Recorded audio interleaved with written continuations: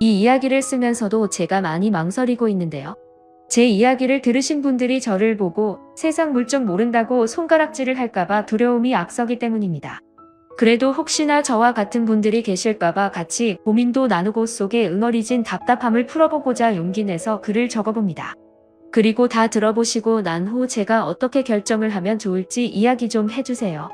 저는 올해 딱 60이 된 평범하지만 그렇다고 완전히 평범하지도 않은 여자입니다. 평범하다는 것이 우리 또래 여자들 삶이 다 그렇듯이 남편 내조 잘하고 자식들 잘 키우며 살았다는 뜻이고요. 평범하지 않았다는 것은 남들이 저를 보고 교수 사모님이라 불러줘서 그래도 대접을 받으면서 살았기 때문이에요. 다만 대접이라는 게 무슨 여왕님 대접을 받은 것은 아니고요. 그래도 무시는 안 당했다는 뜻이에요. 솔직히 드라마나 영화 보면 교수 사모님 하면 밍크코트에 고급 자동차 타고 다니면서 어깨에 힘을 주며 거들먹거릴 것 같지만 저는 태생부터 그런 것하고는 거리가 멀고요. 그냥 어디 가서 눈에 띄는 것을 싫어하는 성격이에요. 남편이 교수고 배운 게 많은 거지 제가 배운 건 많고 잘난 여자라는 생각은 한 번도 해본 적이 없어서 웬만하면 나서지 않는 스타일이었어요. 대신 교수 모임에 사모님 자격으로 따라가면 최대한 나는 첩보상한 척은 했습니다. 그만큼 남편 얼굴에 먹칠은 안 하려고 노력했다는 거예요. 대신 친해지면 호탕한 아줌마로 불렸습니다. 때론 억척스런 아줌마처럼 때론 드라마 보며 펑펑 우는 주책 맞은 언니처럼 살았으니까요. 그렇게 열심히 내조하며 살았더니 남편도 대학 내에서 인정받고 자자들에게 존경받는 교수로 불리고 아들 역시 삐뚤어지지 않고 열심히 공부해서 지금은 의수를 펼치는 의사로 지내고 있습니다. 이젠 내 할 일 다 했다는 생각 드니까 어느 날부터인가 삶이 좀 무료해지고 기운이 쭉쭉 빠지더군요. 그래서 왜 이럴까 물어보니 주변 사람들은 목표가 사라져서 그런 거야 라고 충고를 해주는 겁니다. 앞만 보고 달려와서 모든 걸 다 끝내고 나니까 더 이상 뭘 해야지 이러면서 기운이 쭉 빠진다는 거죠. 이럴 땐 목표를 하나 세우고 그걸 위해 다시 또 열심히 뛰면 괜찮아진다고 하길래 그래서 목표를 하나 세우는데요. 아들 여자친구에게 선물을 해주는 거였어요. 저희 아들이 결혼을 염두에 두고 같은 병원에서 만나는 간호사 여자친구가 있거든요. 솔직히 주변에선 의사 아들을 왜 간호사랑 만나게 가만두냐고 말렸지만 저는 생각이 달랐어요. 아들이 좋아하는 여자면 됐지 굳이 여자친구의 신분이나 직업은 문제될 게 없다고 생각했거든요. 그리고 여자친구를 만났을 때 어찌나 참하고 고운지 나중에 선물을 하나 해주고 싶었는데 이참에 목표가 제대로 생긴 거였죠. 아들 여자친구가 처음 우리 집에 인사를 왔을 때가 기억나네요. 말씀드렸다시피 제가 조용하지만 친해지면 좀 주책 맞은 아줌마 성격이거든요. 그래서 아들의 여자친구가 오자마자 친해지려고 들이댔어요. 그래서 아들 여자친구에게 며느리라고 불러줄까요? 이렇게 말했습니다. 대부분 어른이 이렇게 이야기하면 당황할 만도 한데 그 아이는 활짝 웃으면서 제 팔짱을 끼고 내 어머니 이러더군요. 평생 무뚝뚝한 아들 하나만 키워서 딸 같은 며느리가 필요했는데 팔짱까지 끼며 살갑게 구는 아들의 여친을 보니까 제가 흠뻑 빠지고 말았어요. 그렇게 첫 대면을 하고 그 이후로 몇 번 따로 만나서 밥도 먹다 보니 금방 가까워지더군요. 시어머니와 며느리보단 엄마와 딸처럼 지내려고 노력을 했죠. 그러다 보니 결혼식 때 내 돈으로 꼭 선물을 해주고 싶었습니다.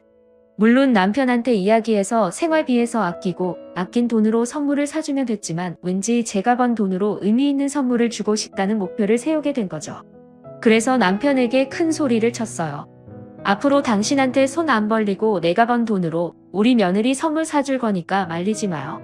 그리고 나서 아는 동생에게 이 이야기를 했더니 제가 평소에 했던 것과 비슷하면서 돈도 벌 수 있는 일이라며 식당 서빙 알바를 추천해줬습니다. 아무래도 단순 노동인데다가 가정주부라면 할만하더라고요. 음식 나오면 손님들에게 전해주고 밑반찬 같은 거 좀 준비해주고 한가할 때 가게 청소를 해주는 일이었거든요. 가정주부라면 어느 정도 할 수 있잖아요. 근데 이번엔 손님들이 문제였습니다. 술 취해서 치근덕거리질 않나 반찬이 맛없다며 던지질 않나 정말 세상에 이런 진상이 다 있을까 상상도 못했던 사람들을 만나는 게 너무 힘들더군요. 그래서 그만두게 됐죠. 돈을 떠나서 직원만 보고 사람을 하대하고 무시하는 분위기가 정말 견디기가 힘들었습니다. 그래서 이 얘기를 아는 동생에게 하니까 언니는 너무 온실 속에 화초로 자라서 그래. 요즘 세상이 얼마나 무서운데 그건 약과야 약과 세상이 정말 또라이 천지야. 그 말이 조금 이해는 됐지만 그래도 또라이보단 정상적인 사람이 많으니까 세상이 돌아가는 거라 생각했어요. 그래서 다른 일을 좀 알아봤죠. 이번엔 택시 회사에서 내부 세차를 돕는 일을 했어요. 근데 이건 몸이 부서질 것 같더군요. 택시 들어오면 안에 청소해주고 세차비를 받긴 하는데 안에 지저분한 건 둘째치고 너무 정신이 없고 기사님들도 어찌나 드센지 조금만 청소가 안 되어 있으면 막말을 퍼붓더라고요. 그래서 나중엔 마트 캐셔로 일하게 됐어요. 제가 공부를 잘했던 건 아니지만 이건 기계가 계산하는 거고 어차피 물건만 잘 담아주면 되는 일이니까 잘할 줄 알았죠.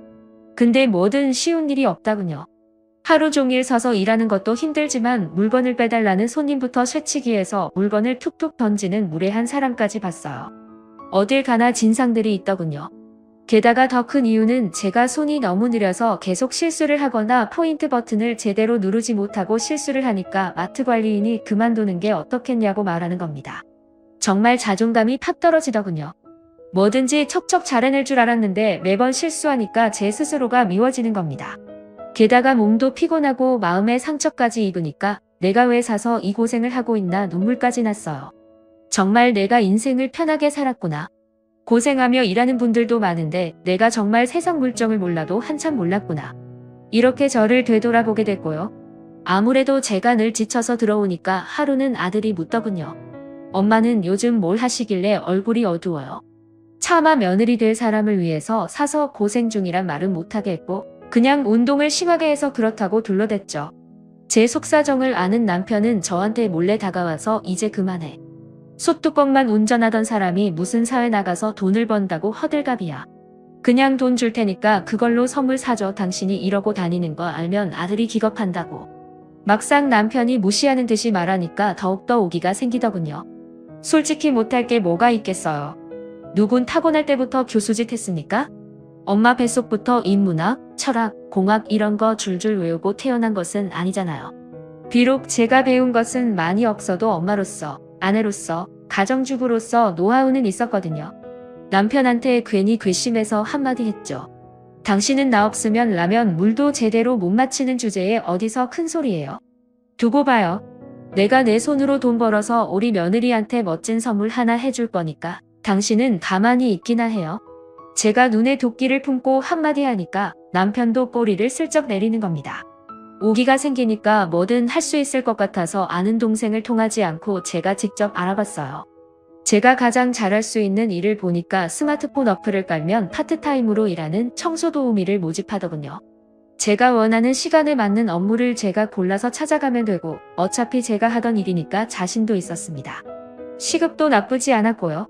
운이 좋아서 딱 한 달만 일하면 며느리 선물에 아들 선물까지 챙겨줄 수도 있을 것 같았어요. 그래서 처음으로 남의 집에 청소도우미로 일을 하게 됐죠. 처음 간 집은 아이만 여럿인 집이었는데 그냥 청소 좀 해주고 조금 남는 시간에 밥 좀 해주고 아들 어릴 적 보는 것 같아서 놀아주고 우리 집이라고 생각해서 더욱더 꼼꼼히 챙겨줬더니 집주인이 굉장히 만족해하는 겁니다. 저도 뿌듯하더라고요. 드디어 저한테 딱 맞는 일을 찾았다는 생각이 들었어요. 그리고 아들에게 슬쩍 말을 했죠. 너 나중에 엄마한테 잘해야 한다. 어디 가서 이런 엄마 못 만나? 아들은 뜬금없는 제 이야기에 어리둥절해 하더군요. 근데 그 표정이 어찌나 재밌던지 속으로 흐뭇했어요. 그렇게 청소도우미로 몇 번 해보니까 슬슬 자신감도 붙고 웬만한 거리도 버스 타고 가서 척척 해낼 정도가 되더라고요. 이렇게 몇 번만 더 일하면 며느리에게 나름 고급 선물도 해주고 남겠더라고요. 근데 뭐든지 잘 풀리면 꼭 한 번은 돌부리에 걸려 넘어지게 되잖아요. 저 역시도 너무 일이 잘 풀리다 보니 제대로 성사에 휘말리는 일이 생긴 겁니다. 그날도 시간대에 적당하고 시급도 괜찮은 일이 있길래 바로 오케이 하고 일을 하러 갔습니다. 집에서 10점 거장 정도 떨어진 곳이었는데 굉장히 의리의리한 집이더군요. 이런 집이라면 고정으로 일하는 도우미가 있을 텐데 왜 나를 불렀을까? 어리둥절했습니다. 어쨌든 안에 들어가니까 한눈에 봐도 허세에 가득 찬 사모님이 의자에 삐딱하게 앉아서 오늘 해야 할 청소범이랑 몇 가지 당부말을 해주는 거예요. 이런 일을 처음 겪으면 놀랍겠지만 서빙 알바에 택시, 세차에 마트 캐셔하며 온갖 진상은 다 만난 터라 별로 놀랍지도 않더라고요.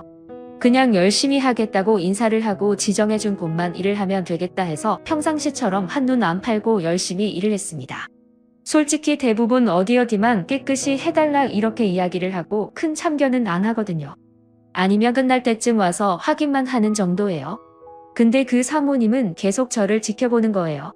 마치 귀금속 매장에 들어가면 혹시 뭘 훔쳐가나 쳐다보는 보안 요원처럼 계속 저를 쳐다보는데 뒤통수가 따가울 정도더군요. 돌다리도 두들겨보고 혼난다는데 의심이 많은 사모님인가 보다 이렇게 생각하고 저는 정해진 시간에 정해진 일을 야무지게 했습니다. 중간에 사모님이 갑자기 말을 시키더군요. 원래 우리 집에서 일하는 아주머니 한 분이 계시는데 하필 중요한 날인데 몸이 아프다고 해서 아주머니를 부른 거예요. 그러니까 혹시 오늘 일을 잘해주시면 제가 또 부를 수도 있으니까 잘 좀 부탁해요. 묻지도 않았는데 갑자기 자기 이야기를 꺼내서 그냥 내내 이러고 말았죠. 자기도 무안했는지 그제서야 자리를 피하더군요. 감시 카메라가 없어졌다는 생각에 조금 안심은 되더라고요. 어쨌든 저는 하늘을 우러러 한 점 부끄럼 없이 일을 잘 마무리하고 집으로 돌아왔죠. 근데 집에 돌아와서 쉬고 있는데 청소 어플 회사에서 전화가 온 거예요. 그러면서 오늘 청소한 집에서 문제가 생겼는데 무슨 일인지 해명도 할 겸 직접 전화를 해보라고 하더군요. 도대체 문제가 뭐길래 전화를 하라고 그럴까? 정말 궁금해서 알려준 번호로 전화를 걸었어요. 아까 그 사모님이 전화를 받자마자 대뜸 욕설을 내뱉더군요. 그러면서 하는 말이 지금 당장 우리 집으로 와요. 안 오면 신고할 테니까. 오한이 벙벙하더군요. 그래서 남편에게 오늘 일한 곳에서 문제가 있나 봐 이렇게 이야기했더니 남편은 무슨 큰일이겠냐며 태워다 줄 테니 자초지종이나 들어보라고 하더군요. 그때만 해도 설마 했어요. 보아하니 돈도 좀 있는 집안이니 상식선에서 이야기할 거라 믿었죠. 그렇게 남편은 차로 저를 데려다 줬고 차 안에서 기다릴 테니 다녀오라고 하더군요. 그래서 저는 아무 생각도 없이 그 집 안으로 들어갔어요. 근데 사모님이 저를 보자마자 뺨을 후려치는 겁니다. 너무 어이가 없더군요. 지금까지 진상이란 진상은 다 만난 줄 알았는데 이런 개진상은 처음이었어요. 제 뺨을 때리자마자 하는 말이 화장실 위에 있던 금팔찌 어딨어 당신이 가져갔지? 이러는 거예요. 정말 어이가 없더군요. 보아하니 사모님, 아니 그 여자의 남편으로 보이는 남자는 팔짱을 끼고 저를 위아래로 훑어보고 있는 겁니다. 순간 금팔찌는 뭐고 내가 왜 이 꼴을 당해야 하는지 모르겠더군요. 그래서 저는 금팔찌는 본 적도 없고 내가 왜 이런 꼴을 당해야 하는지 모르겠다고 항의를 했습니다. 그랬더니 그 여자는 스마트폰에 금팔찌의 사진을 보여주면서 이거 말이야. 이 금팔찌 내 이름이 정확히 적혀있는 금팔찌. 이거 수제로 만든 거야. 근데 끝까지 잡아뗄 거야? 웬만하면 직접 사과하며 끝내려고 했더니만 정말 막장이구만.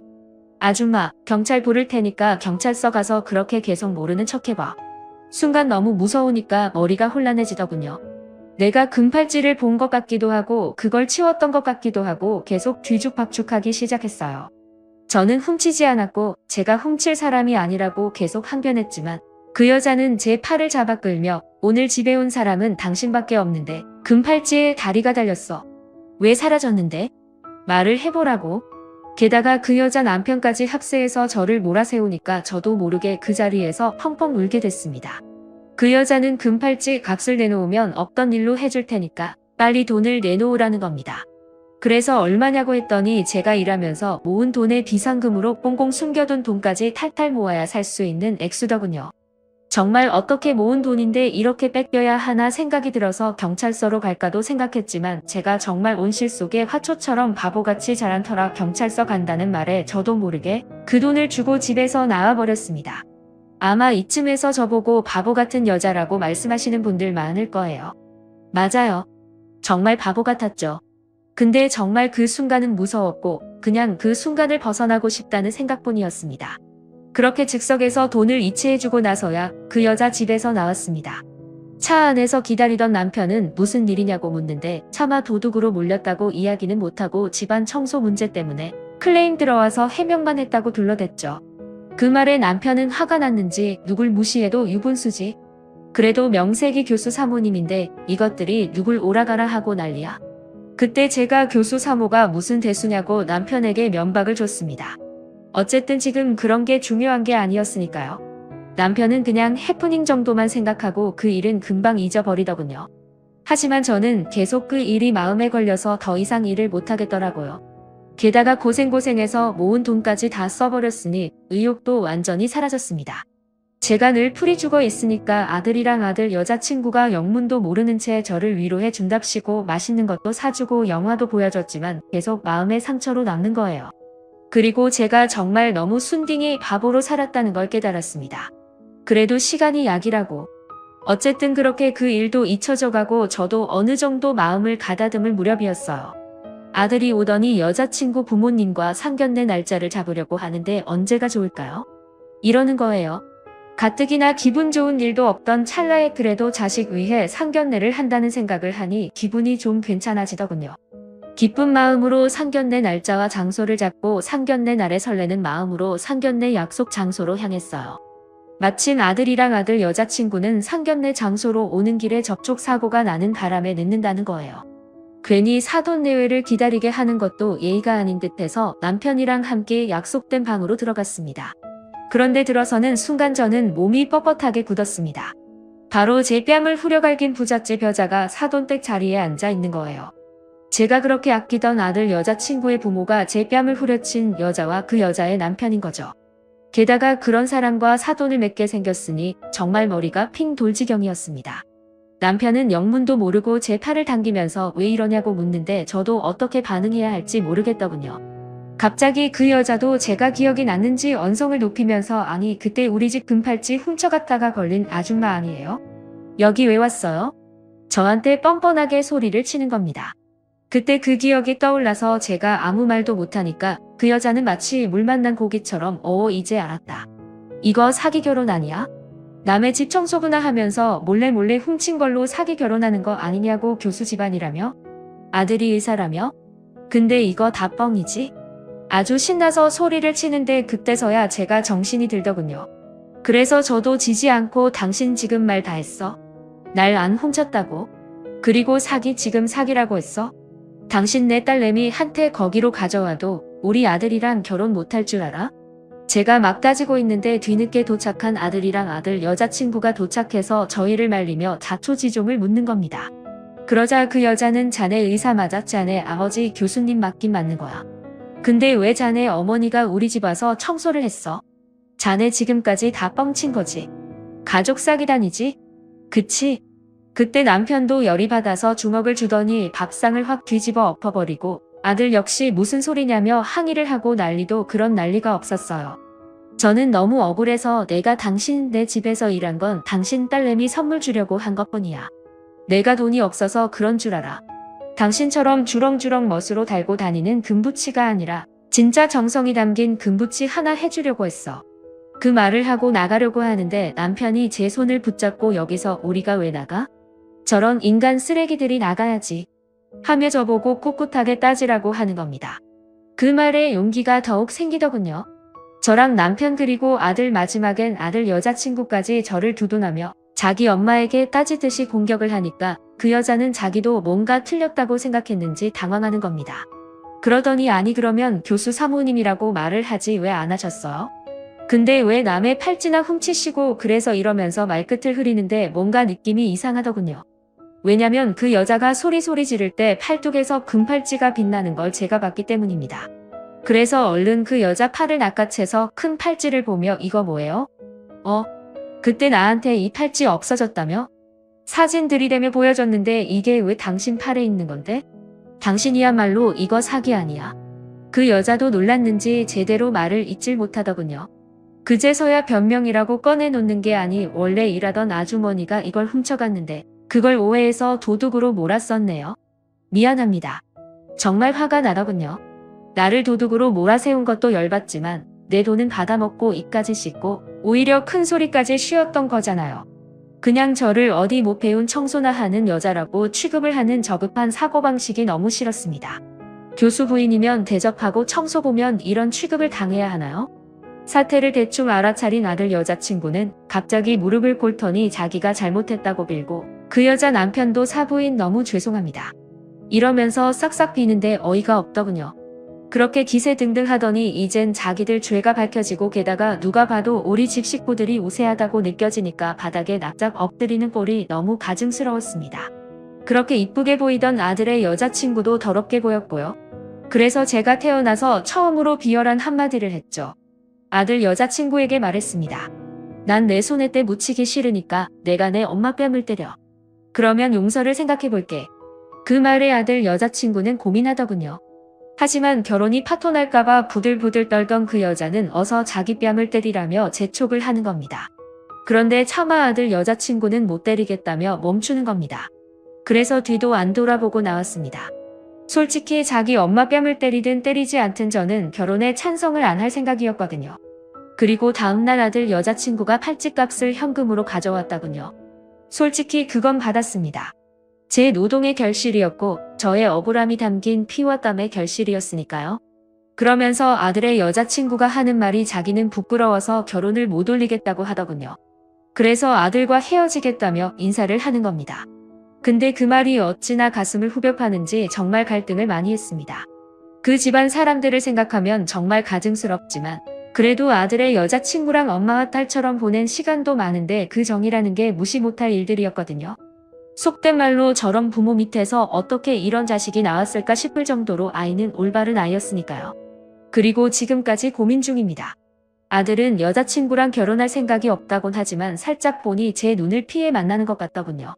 물론 저를 면박 주고 도둑으로 문 그쪽 집안을 생각하면 당연히 결혼을 안 하는 게 맞지만 아들과 아들 여자친구를 생각하면 결혼을 시키는 게 맞는 것 같기도 합니다. 바보처럼 살아서인지 이런 걸로 고민하네요. 인생의 풍파를 겪어본 여러분들이라면 어떻게 하실 건가요? 저에게 지혜를 좀 빌려주세요. 그리고 제 글을 읽어주셔서 너무나 감사드려요.